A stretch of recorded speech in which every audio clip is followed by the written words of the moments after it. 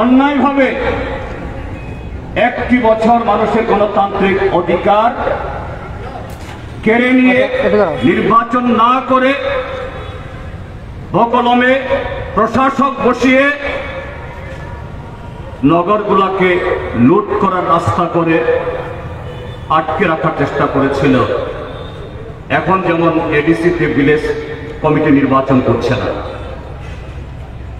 কিন্তু জনমত তাদের বিরুদ্ধে যাচ্ছে, সামলাতে পারছে না, তাই এই নির্বাচন ঘোষণা হচ্ছে। আমরা আপনাদের কাছে এসেছি শুধু কেন শাসক দলকে ভোট দেবেন না, কেন এই ভোটের মাধ্যমে শাসক দলকে এই ভোটকে তাদেরকে শিক্ষা দেওয়ার তাদের জনবিরোধী নীতি, তা বলার আগে আমরা আবেদন করতে চাই এই নির্বাচনে কেন আমাদের প্রার্থীদেরকে ভোট দেবে।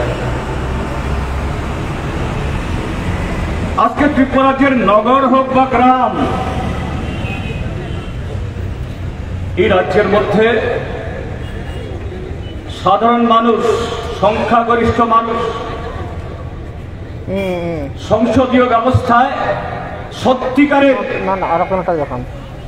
যে তার নাগরিক অধিকার, ভোটের অধিকার এবং রাজ্য নির্মাণে সরকারের কাজে গ্রাম কি শহরের মানুষের ব্যক্তির ভূমিকা আছে, তার গুরুত্ব আছে, তার মতামতের দাম আছে এবং সাধারণ মানুষকে যদি গুরুত্ব দেওয়া হয়, তার মতামত নেওয়া হয়, তার অংশগ্রহণের সুযোগ থাকে, তাহলে সেই নগর বা সেই গ্রাম, সে রাজ্য তার বিকাশ যে কতটুকু এগিয়ে যেতে পারে, এই ত্রিপুরা রাজ্য তার প্রকৃষ্ট প্রমাণ। এই রাজ্যে এতগুলো নগর ছিল না। ত্রিপুরা রাজ্যে আমাদের যে রাজধানী শহর আগরতলা, ত্রিপুরা ভারতবর্ষের সাথে যোগদান করার আগে 1871 ইংরাজিতে ত্রিপুরার মহারাজারা এই পূর্বাঞ্চলের মধ্যে সবার আগে মিউনিসিপাল কাউন্সিল গঠন করে গেছেন। ত্রিপুরার যে গ্রামগুলোতে গ্রাম পঞ্চায়েত ছিল, এখানে যারা প্রবীণরা আছেন বা প্রবীণরা আমার বক্তব্য শুনছেন, নিশ্চয়ই তাদের এগুলো জানা আছে। সেই সময় এগুলোতে কি গ্রাম পঞ্চায়েত বা আগরতলা মিউনিসিপাল কাউন্সিল, এটা শুধু নিয়ম করে কিছু ভোটের জন্য ভোট করিয়ে দেখানো হয়। সেই ভোটে জনগণের অংশগ্রহণ ছিল না। সেই ভোটে যে মিউনিসিপাল কাউন্সিল বা নগর পঞ্চায়েত গঠিত হতো, সেই নগর পঞ্চায়েত বা গ্রাম পঞ্চায়েতে মানুষের কোনো ভূমিকাও ছিল না। গ্রামের কয়েকজন মাতব্বর, শহরের কয়েকজন মাতব্বর আর সরকারের মাথায় কিছু লোক তাদের ইচ্ছে মতো তারা টাকা পয়সা খরচ করত, মানুষের প্রয়োজন শোনার এগুলার কোনো বালাই ছিল না। ত্রিপুরা যে বামপন্থী ফ্রন্ট সরকার আসার পর, যেমন আগরতলা পৌরসভা, এটা এখন নগর নিগম হয়েছে, লোক সংখ্যা বেড়েছে, পরিধি বেড়েছে, ঠিক তেমনি আরো 19টি পৌরসভা নগর পঞ্চায়েত হয়েছে। এডিসি এবং এডিসির বাইরে এরকম প্রায় 1200 গ্রাম পঞ্চায়েত এবং ভিলেজ কমিটি হয়েছে। সেখানেও বামপন্থী ফ্রন্ট সরকার থাকার সময়তে নিয়ম করে 5 বছর যে করোনা হওয়ার আগেই ভোট দিয়ে মানুষ তাদের পছন্দের প্রার্থীকে ভোট দিয়ে যারা নির্বাচিত হতেন তাদের সাথে কাজ করতেন। আজকে ধর্মনগর থেকে শাওরুম, আমাদের রাজধানী আগরতলা, ত্রিপুরাজ্যের 1টি জেলা, ক্রমে 4টি জেলা, আজকে 8টি জেলা হয়েছে।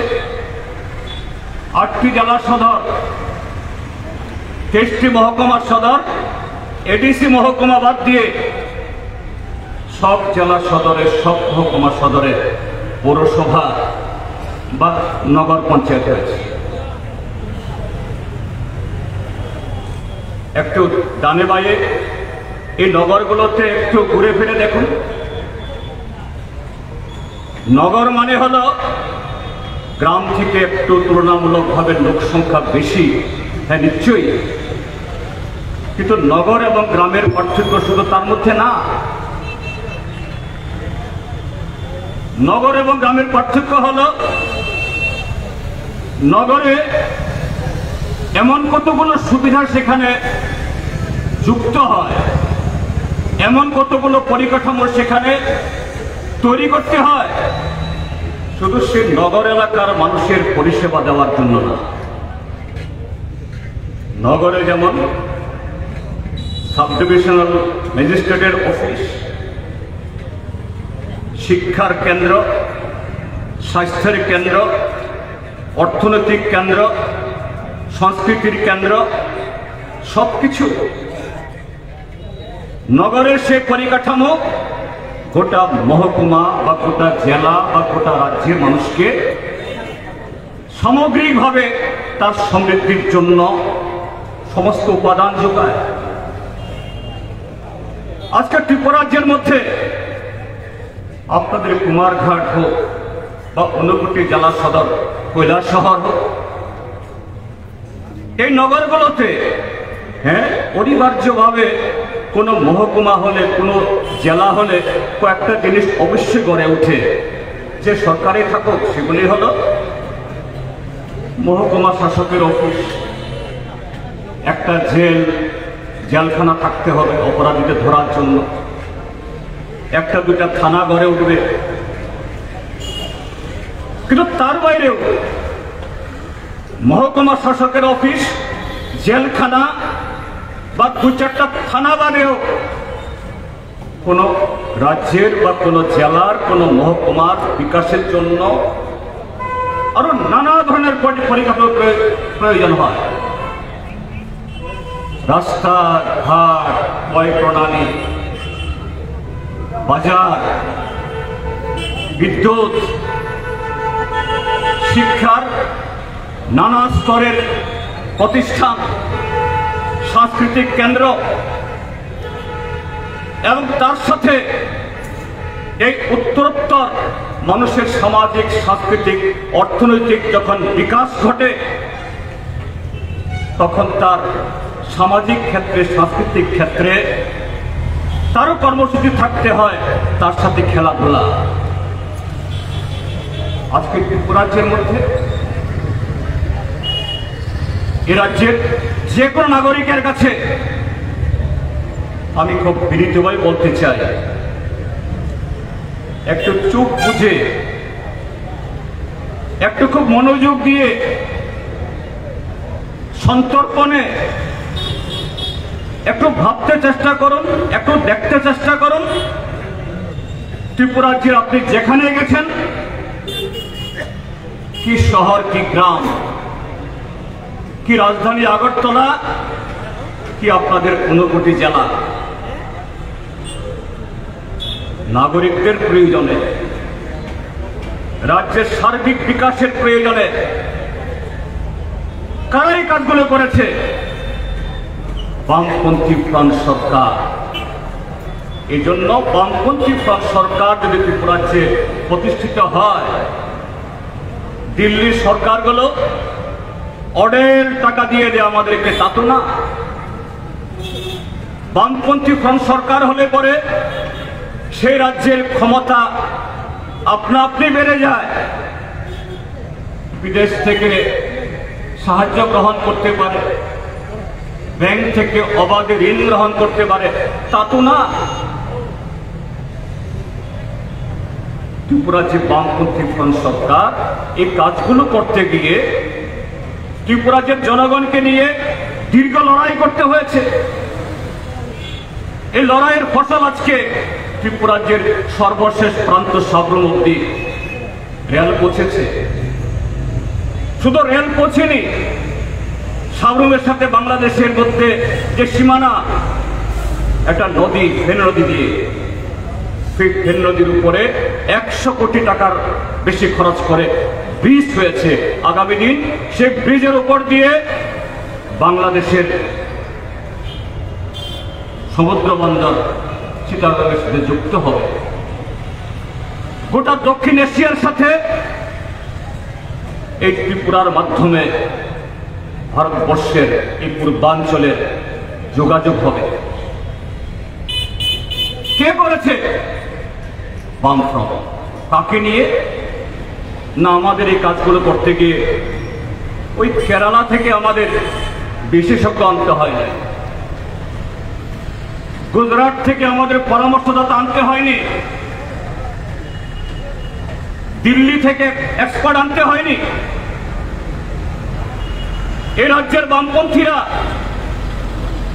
যারা গ্রাম শহরের দোলা মাটিতে হেঁটে মানুষের সাথে লড়াই করে এই রাজ্যের মানুষের কি প্রয়োজন হতে পারে সেই অনুসন্ধিৎস দৃষ্টি দিয়ে, অন্তর দিয়ে, এবং গ্রামে শহরে বিধানসভাতে লোকসভাতে যারা নির্বাচিত হয়েছেন জনগণের প্রতিনিধি,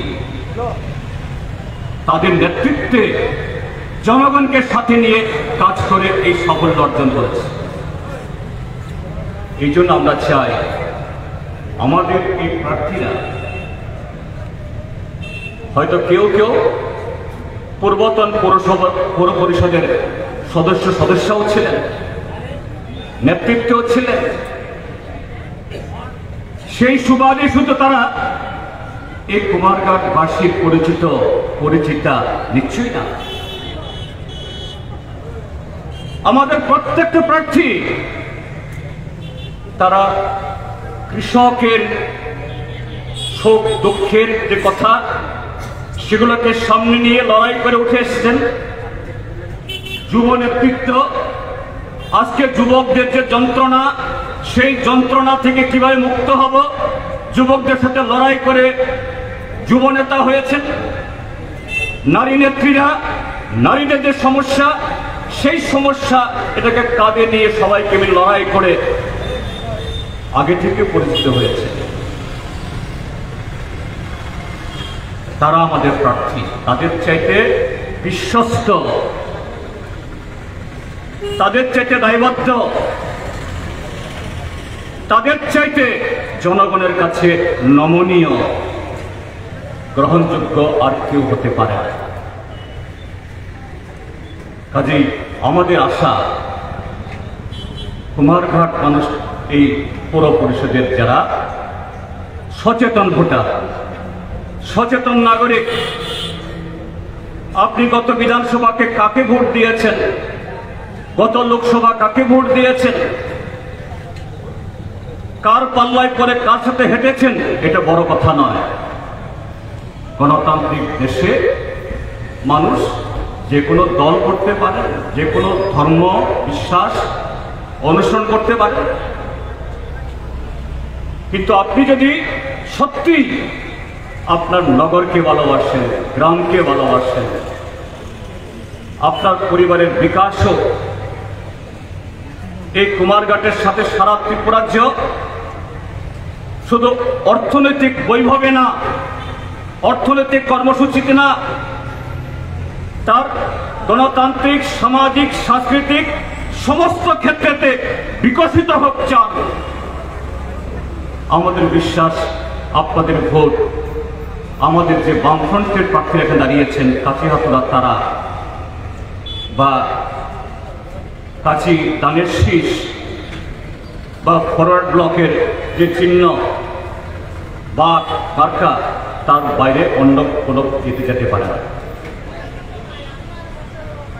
কিন্তু বন্ধুরা, এবারে নির্বাচনে আমার আগের দুজন বক্তা আমাদের প্রার্থীদের জন্য ভোট চাওয়াটাই তো নির্বাচন। মানেটা কি? নির্বাচন মানে শুধু ভোট না, নির্বাচন মানে হলো মানুষের কাছে ভোটের আবেদন করে প্রার্থীদের জিতিয়ে আবার ক্ষমতা দখল করা না। গণতান্ত্রিক ব্যবস্থা সবচেয়ে সৌন্দর্য হলো ভোট। এই ভোটের মাধ্যমে দল আসবে, বিভিন্ন রাজনৈতিক দল, সর্বভারতীয় দল হতে পারে, আঞ্চলিক দল হতে পারে, নির্দল হতে পারে। আমাদের সংবিধান সে অধিকার দিয়েছে। নির্বাচনে ভোট চাইবার সাথে সাথে তারা তাদের দলের কর্মসূচি ব্যাখ্যা করে তুলে ধরবে।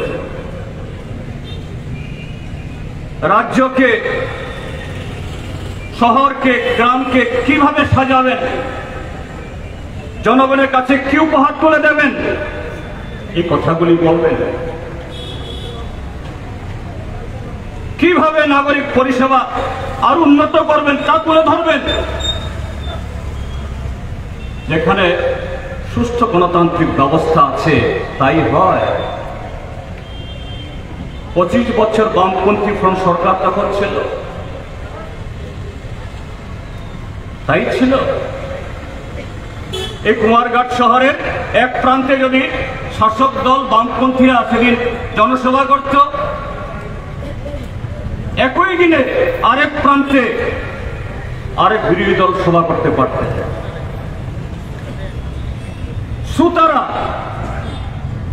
তারা বামফ্রন্টের সভাতেও যেতেন, বামফ্রন্টের বিরোধীদের সভাতেও যেতেন। কে কি বলল, কে কিভাবে সমাধান দিল, আগামী দিন নগরের জন্য নতুন কি সংযোজন হবে এগুলো জানার জন্য।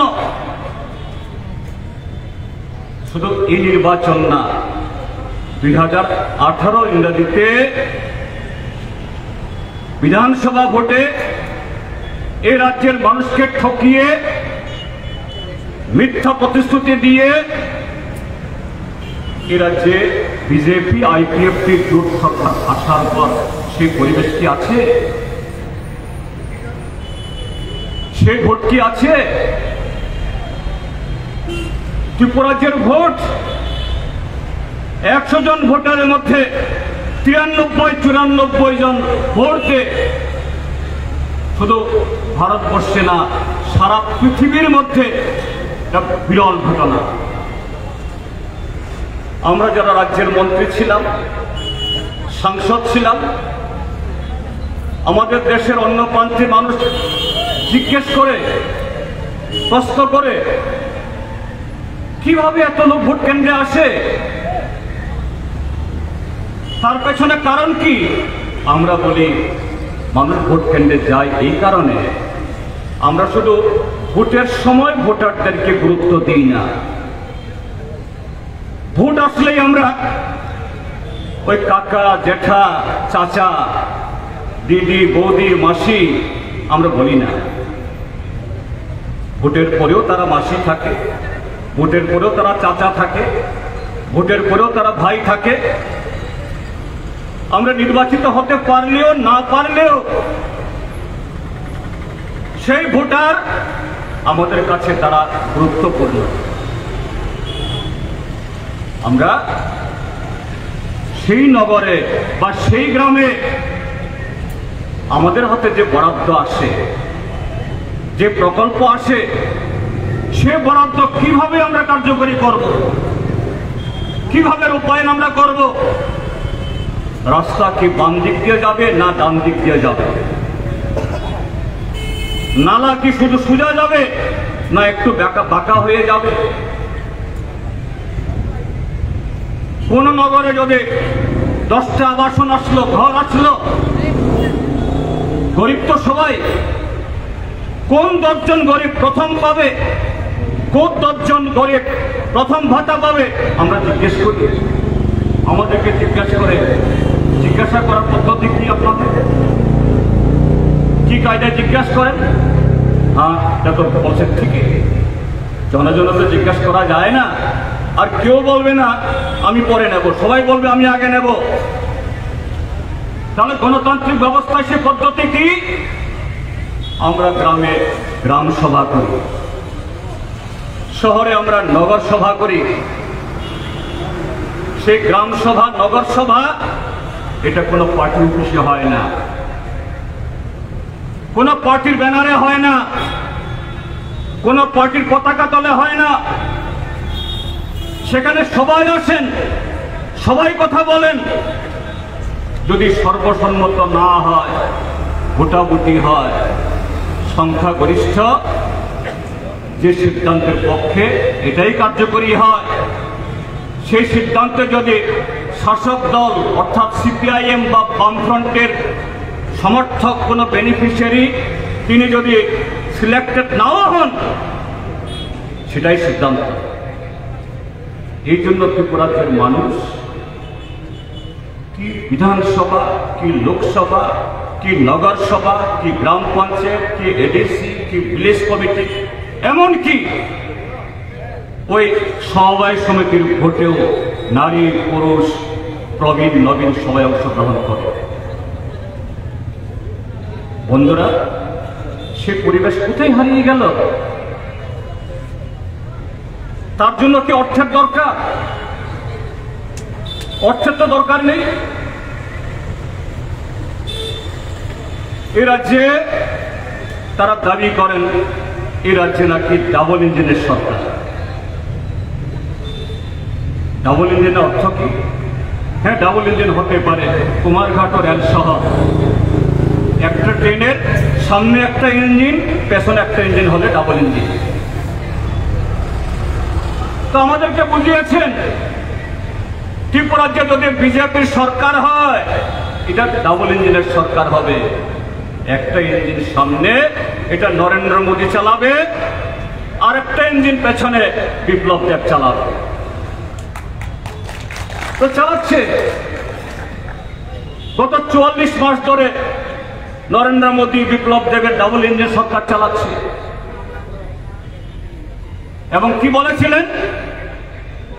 যদি বিজেপি সরকার ত্রিপুরাজ্যে প্রতিষ্ঠিত হয়, বামপন্থী ফ্রন্ট সরকার, অন্তত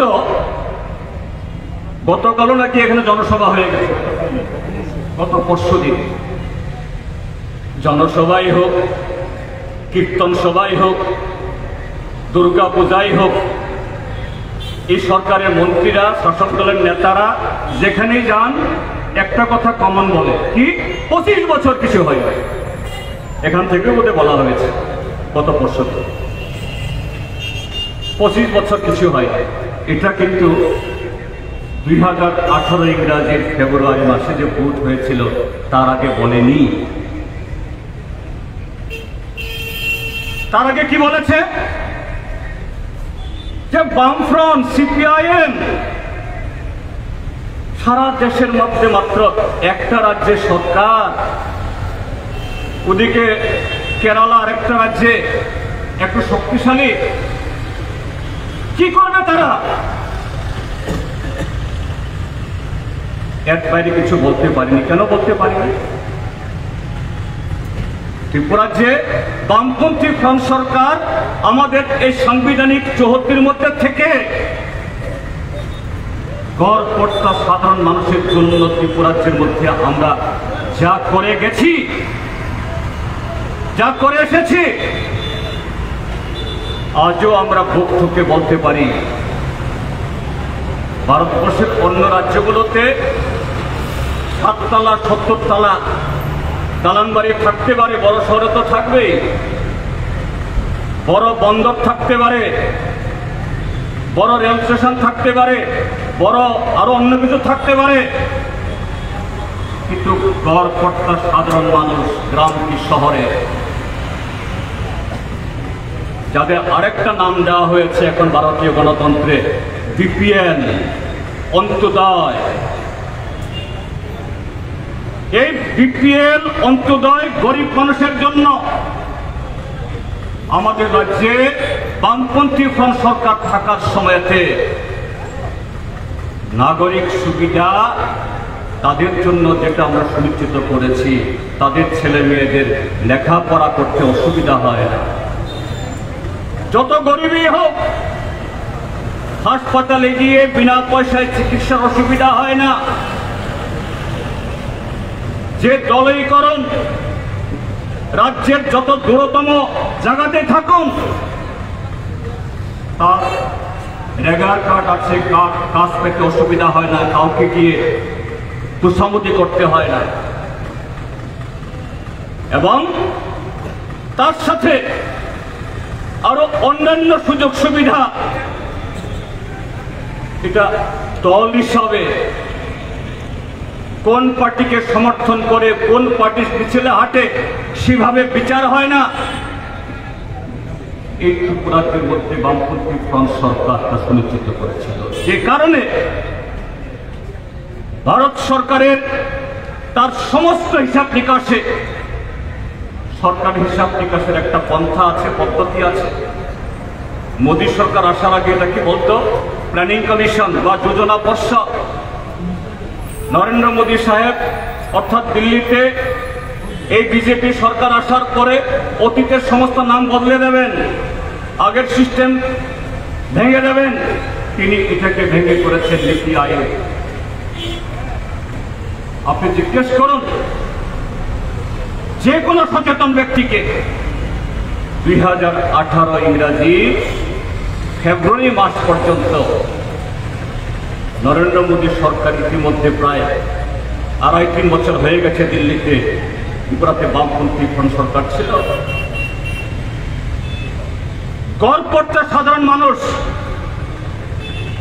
তার অর্থনৈতিক ক্ষেত্রে বা শিক্ষা, স্বাস্থ্য, অন্যান্য দিক থেকে তার যে প্রাপ্যতা, এই ত্রিপুরা রাজ্য ওই নরেন্দ্র মোদীর রাজ্য গুজরাট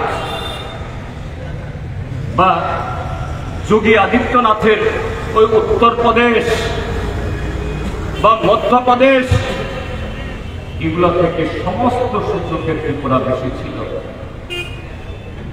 ত্রিপুরা আগে ছিল। কাজেই সারা ভারতবর্ষে বামপন্থী সরকার শুধু ত্রিপুরা এবং কেরালাতে হলেও এটা ছিল শাসক দলের কাছে চক্ষুষু। কেন চক্ষুষু? কারণ ভারতীয় জনতা পার্টি তার কালো টাকা, ভিশন ডকুমেন্টের মতো মিথ্যা প্রতিশ্রুতি, এগুলো দিয়ে ওই মণিপুর, আসাম, অরুণাচল, মেঘালয়া, গোয়া, কর্ণাটক, উত্তরপ্রদেশ সব রাজ্য দখল করে নিচ্ছিল। যে রাজ্যে ভোটে জিতত না, টাকা দিয়ে এমএলএ কিনে।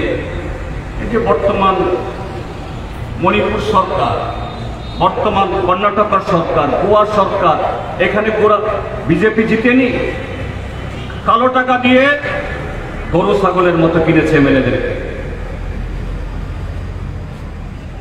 কিন্তু ত্রিপুরা যে কিনতে পারে না। আর ত্রিপুরার যে সরকারের যে সাফল্য,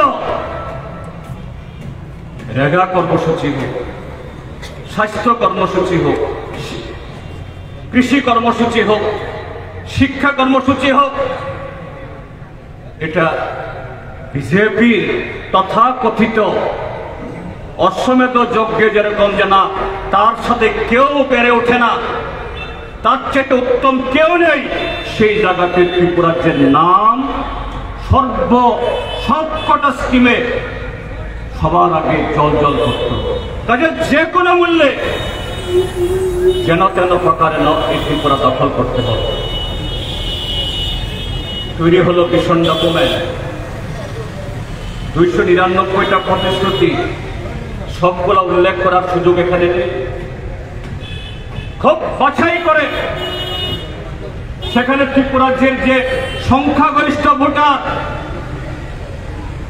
তাদের মর্মে আঘাত করার জন্য বাছাই করা হলো কি বামফ্রন্ট ত্রিপুরা। যে ঠিক শিক্ষাতে অনেক উন্নত হয়েছে, ঘরে ঘরে MA pass, BA pass, 12 pass, matric pass, কিন্তু বামফ্রন্ট চাকরি দিতে পারবে না।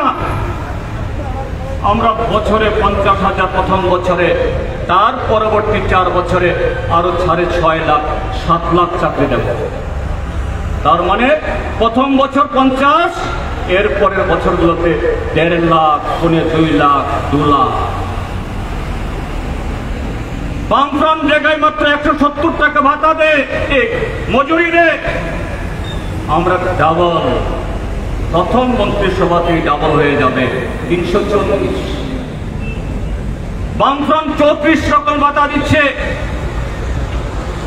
নতুন কাকে তারা ভাতা দেবে খুঁজে পায় না, কিন্তু বলল এই ভাতা 3 গুণ হবে, 700 টাকার জায়গাতে 2000। ত্রিপুরার যে শিক্ষক কর্মচারী গড় অনুপাতে, জনসংখ্যার অনুপাতে সারা দেশের মধ্যে আমরা ত্রিপুরা 1 নম্বরে, নাগাল্যান্ড 2 নম্বরে। কারণ ত্রিপুরার যে বেসরকারি শিল্প নেই, কেন্দ্রীয় সরকারের দায়িত্ব ছিল জাতীয় সড়ক সম্প্রসারিত করার, রেল আনার, এগুলো আনেনি। ত্রিপুরার যে পর্যাপ্ত প্রাকৃতিক গ্যাস থাকলেও, আমাদের জঙ্গলে এই গাছ থাকলেও, ভারতবর্ষের 2য় বৃহত্তম রাবার উৎপাদনকারী রাজ্য হলেও বিনিয়োগ হয়। তার জন্য রাজ্য সরকার, বামপন্থী সরকার দায়ী না। এই জন্য বেসরকারি কর্মসংস্থান হয়নি, রাজ্যকে দায়িত্ব নিতে হয়েছে। এই ত্রিপুরা যে প্রায় 1.5 লক্ষ কর্মচারী, তাদেরকে গিয়ে বলল ভিশন ডকুমেন্টের সাথে একটা মিথ্যা দলিল ছাপানো হলো দিল্লি থেকে, নাকি অরুণ জেটলি সাহেব তখনও জীবিত ছিলেন, অর্থমন্ত্রী, তাকে এনে বলানো হলো তিনি অসুস্থ ছিলেন, এইমসে ভর্তি করা, ওনাকে ডাবল ডোজ ইঞ্জেকশন দিয়ে শুধু একটা সভায় সম্বোধিত করার জন্য নিয়ে আসা হলো। তাকে দিয়ে মিথ্যা বলানো হলো, একটা মিথ্যা দলিল ছাড়া হলো যে কেন্দ্র থেকে নাকি প্রচুর টাকা দিয়ে দেওয়া হচ্ছে, মানিক সরকার আর বাদল চৌধুরী এই টাকা দেয় না। প্রথম শ্রেণীর কর্মচারী প্রতি মাসে 20-25 হাজার টাকা করে ঠকছেন। শিক্ষক, কেরানি প্রতি মাসে 15-20 হাজার টাকা ঠকছেন।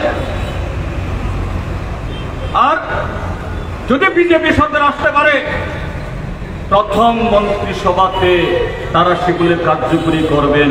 শুধু বেতন 2 গুণ হবে না, কারো কারো 2.5 গুণ হবে। শুধু তা না, 6 বছরের বকেয়া পাবে।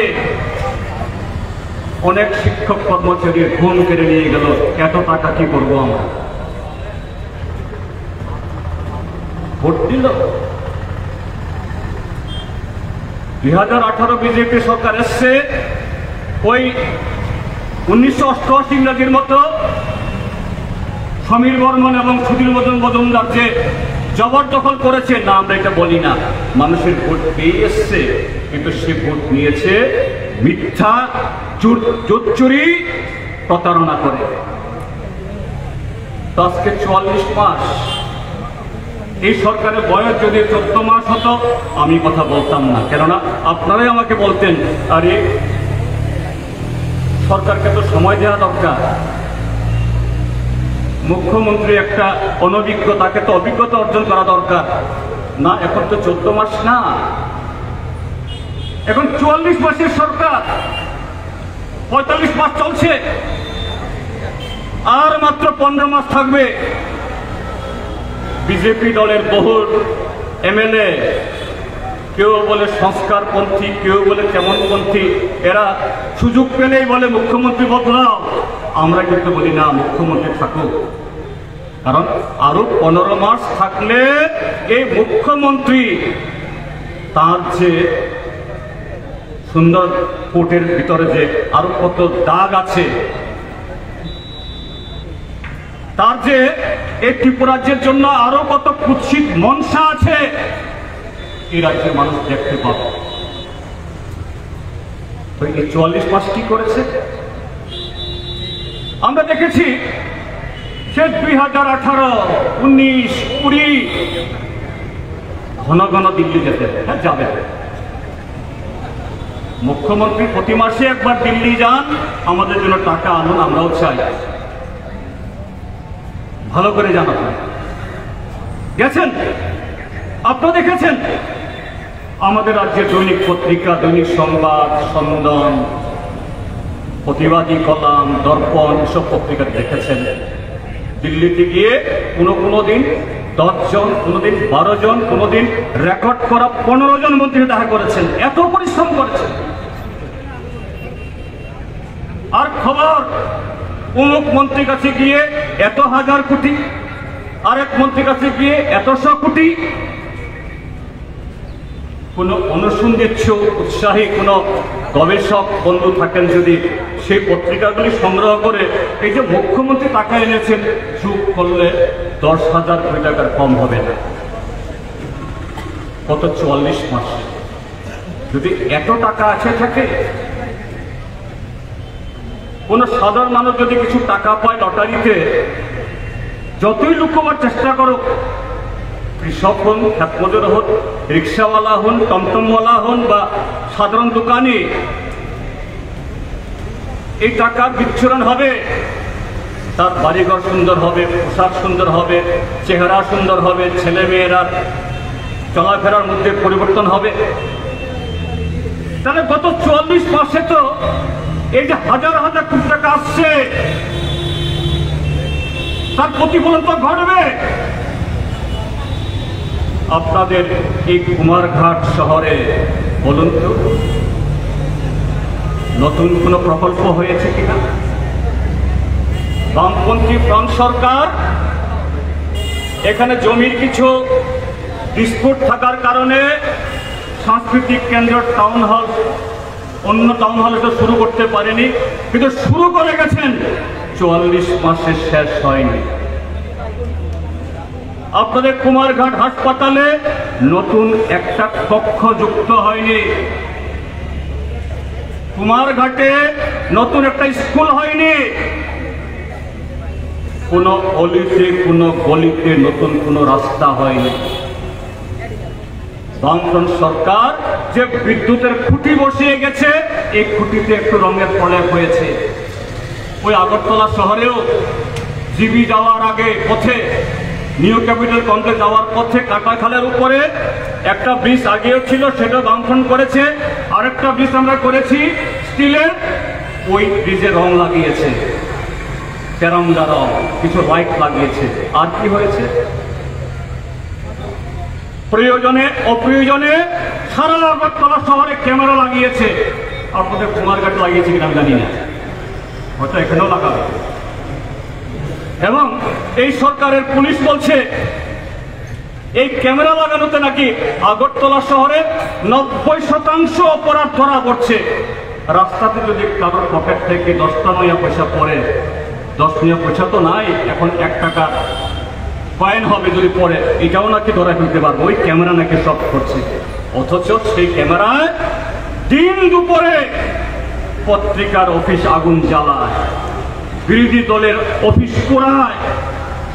গতকাল রবীন্দ্র ভবনের সামনে 2 জন মহিলা দিন দুপুর বেলা গলা থেকে চেন টেনে নিয়ে যায়, সেই ক্যামেরায় ধরা পড়ে না। এই হলো বিকাশ, এ হলো প্রগতির নমুনা, এ হলো গত 44 মাসের রিপোর্ট কার্ড। বন্ধুরা, শুধু দিল্লি থেকে সে টাকা আনার গল্প না, ওটা গল্প। কারণ এই টাকা আসলে তো আপনার শহরে তার প্রতিফলন ঘটত। আপনার চাকরি না হোক, আপনার আত্মীয়, আপনার স্বজন বা এখানে যারা শাসক দল করেন, যে সমস্ত ছেলেদের দিয়ে কুকর্ম করিয়েছেন, তাদের 1-2 জন না হয় চাকরি পেতেন, কেউ পায়নি। এরাও হতাশায় ভুগছে, কেউ পায়নি, কেউ পাবেও না। হয় তাহলে সেই টাকা আসেনি, যদি এসে থাকে লুটপাট হয়ে গেছে, এগুলো লুটপাট হচ্ছে, এবং সে লুটপাট বলার অপেক্ষা রাখে না। আপনাদের এই মহকুমার একজন বিধায়কের তার সম্পত্তি যে কত শগুণ বেড়েছে আপনারা সকলে মুখে মুখে জানেন, আমি নাম বলছি। মাননীয় বিধায়ক, তো বিধায়কের সম্মান রক্ষা করতে হয়। তার সাথে আগে জানতাম একটা টাইটেল মণ্ডল, এখন নতুন টাইটেল হয়েছে মণ্ডল। এই মণ্ডলের লোক, আপনি চিকিৎসা করতে যান মণ্ডল, আপনি কোনো অফিসে গিয়ে কোনো কাজ করতে যান মণ্ডল, মণ্ডল না বললে আপনার ওই বিদ্যুতের বিলও অনেক বেড়ে যায়, ওই মণ্ডলই সব ঠিক করে দেবে। এই হলো ত্রিপুরার নতুন চর্চা বা নতুন ইতিহাস। কিন্তু সত্য কোনটা? দিল্লি থেকে টাকা আনাটা সত্য কি মিথ্যা, তার জবাব মানুষ চাইবে। কিন্তু সত্য কোনটা? ত্রিপুরাজ্যের মানুষের উপরে নতুন নতুন ট্যাক্স। ত্রিপুরা রাজ্যের মাটি থেকে গ্যাস উত্তোলিত হয়, সেই গ্যাসে সিএনজি, পিএনজি, আগরতলা শহরের ঘরে ঘরে রান্নার গ্যাস, অটো চলে, গাড়ি চলে। এই গ্যাসের উপরে কেজিতে 20-25 টাকা করে ট্যাক্স বসিয়েছে। একবার কেউ অটোতে গ্যাস ভরতে যায়, অতিরিক্ত 150 থেকে 200 টাকা দিয়ে আসতে হয়। তার সাথে হলো পেট্রোল ডিজেলের দাম। আন্তর্জাতিক বাজারে পেট্রোল ডিজেলের দাম কমছে, অশোধিত তেল আনতে হয় আমাদের, ভারতে নিয়ে এসে সংসদটাকে সংশোধিত করতে হয়, শোধন করতে হয়, কিছু পয়সা যুক্ত হবে। কিন্তু তার যে মূল দাম এবং তার সাথে যে মূল্য যুক্ত করতে গেলে দাম, তার দ্বিগুণ। গত কদিন আগে পুজোর আগে একটা তামাশা করলো, দিওয়ালির আগে, কি ডিজেলে 10 টাকা না পেট্রোলে 5 টাকা কমিয়ে দিল। আমাদের পকেট থেকে 70-75 টাকা বেশি নিয়ে 10 টাকা কমিয়ে